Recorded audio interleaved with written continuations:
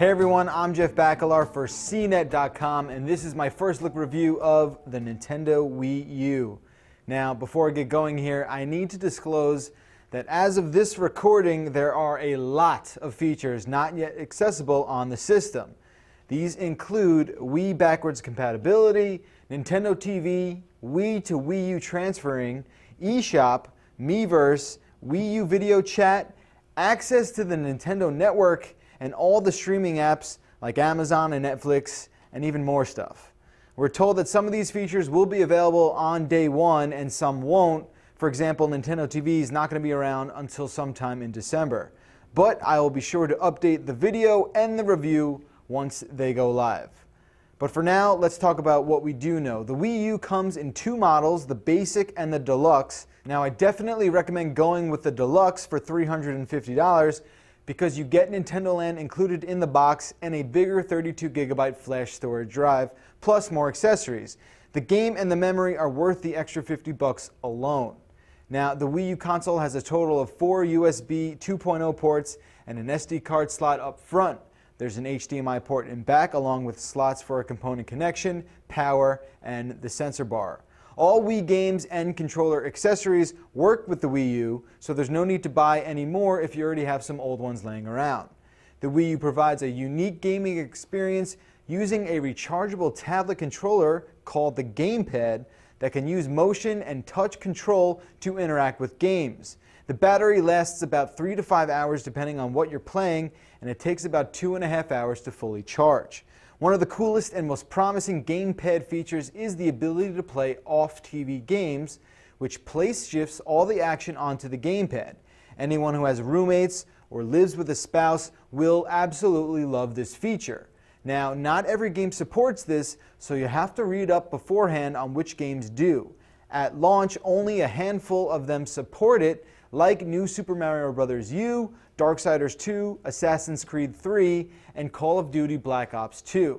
Now, the range of the gamepad is good, and as long as I had it within the line of sight of the console, I was able to use it around 25 feet away. However, once you go into another room, that distance drops. Through just one wall, I was only getting it to work at around 10 feet away from the console. Now, playing with the gamepad is a lot of fun, but it's a really big and cumbersome unit. This is over 10 inches wide. I have monster hands, so I can only imagine how a small child is going to have to really grip this thing. The gamepad only weighs about a pound, but it does take up a lot of real estate. There are a ton of buttons on the gamepad too, so there's plenty of room for controlling almost any type of game thinkable. It's a very versatile controller. The gamepad is very responsive, and there's absolutely no detectable latency issues at all.